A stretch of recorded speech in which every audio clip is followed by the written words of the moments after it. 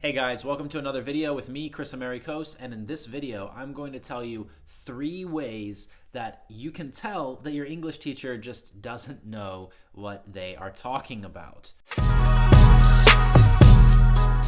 And it can be really funny, but it can be really frustrating because you're trying to learn the language, you're maybe even paying for lessons, and this person tells you information that might not be true or might not work. So let's talk about these 3 ways that you can know so that you find the right teacher. There are all different kinds of teachers in the world. Some of them are great, some of them not so much. Class dismissed. Today we're talking about 3 different ways that you can identify the ones that are not so great. There are some things that these teachers do that students can see and understand, and it tells the students, wait a minute, is this really the teacher that I want? Having a good teacher when you're learning a language means a lot. With the right teacher, you can make huge progress in 1 month, in 3 months, in 6 months, absolutely. With a teacher who doesn't really understand how this works, doesn't really understand how people learn languages, it can be really, really difficult and frustrating for students. One of the things that these bad teachers usually do is they talk a lot. And that's okay. A teacher should talk a lot. I mean, the teacher has to present the information to the students. And in some situations, like a lecture, a teacher is supposed to speak, and the students are not supposed to speak.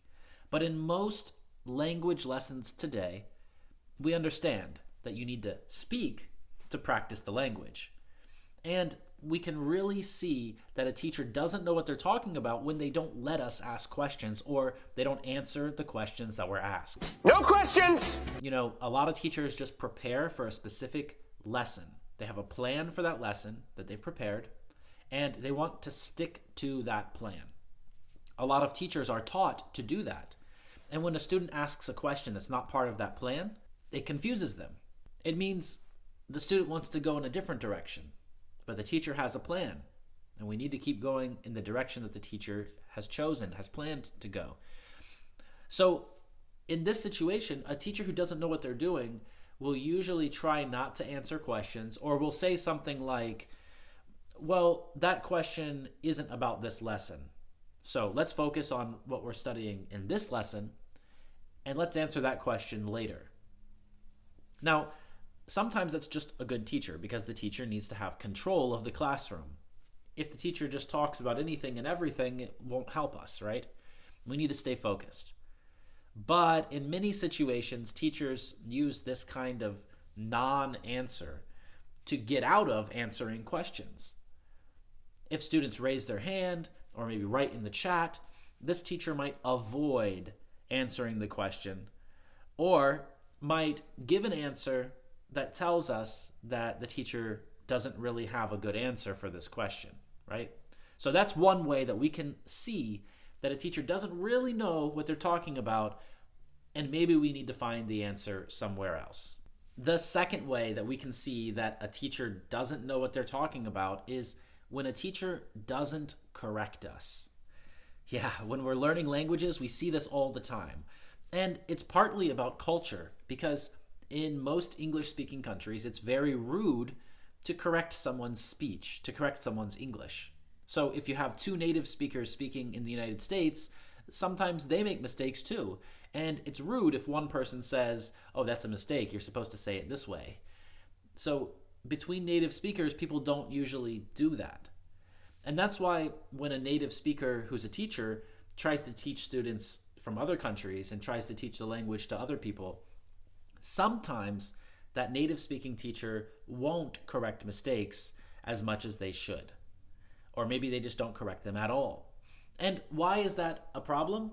Why does that mean that the teacher doesn't know what they're talking about? Well, because a teacher who knows what they're talking about will be able to say, that's a mistake, and here's what the rule says. Maybe it's not always right to follow the rule. Maybe the rule is old-fashioned, maybe it's outdated, maybe nobody says it that way today. But the teacher should still know the rule and be able to explain that to you. Can't hurt to know it, right? So, knowledge is power.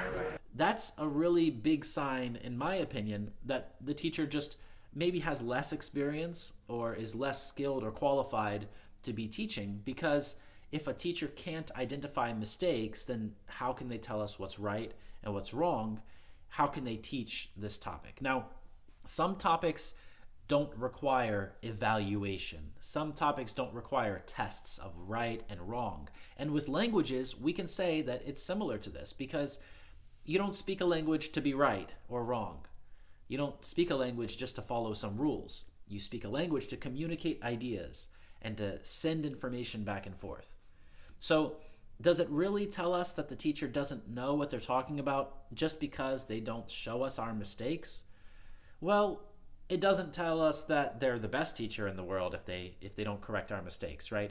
The best teachers correct mistakes, and especially when we talk about language teachers, they can correct a mistake and tell you the rule connected to why you made that mistake.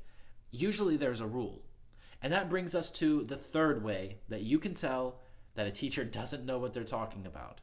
And that's when the teacher doesn't know the rules.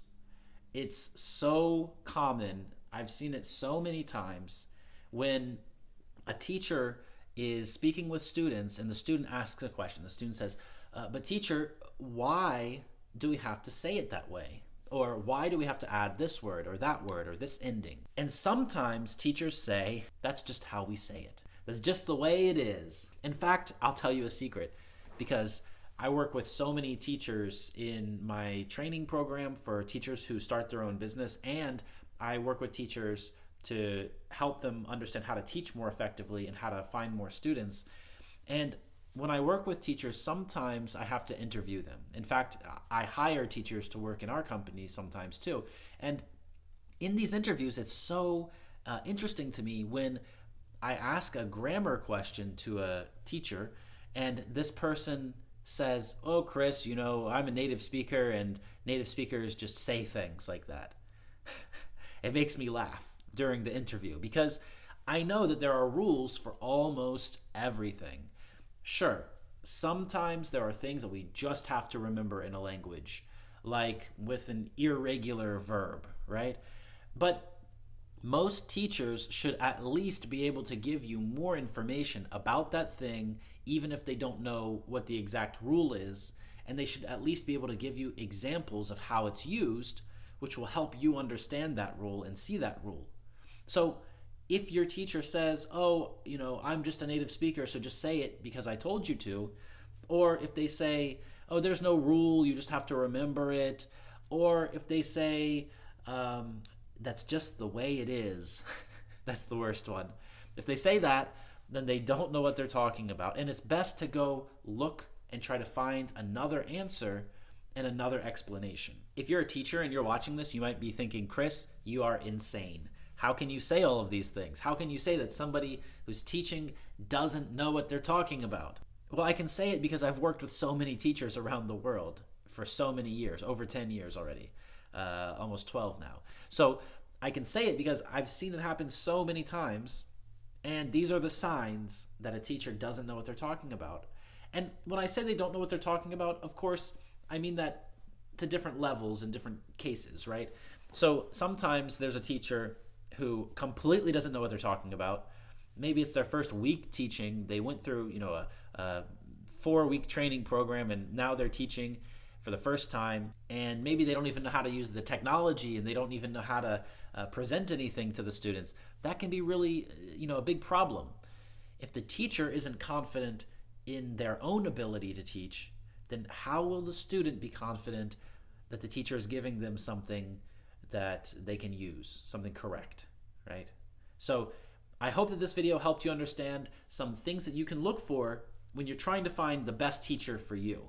And if you decide that I'm a good teacher for you, that's cool too. You can contact me by writing our email address under this video. You can contact us by email, or you can just go over to our website and you can learn more. So thanks a lot for watching. Leave a comment down below, press like and subscribe, and I'll see you in the next video. Bye-bye.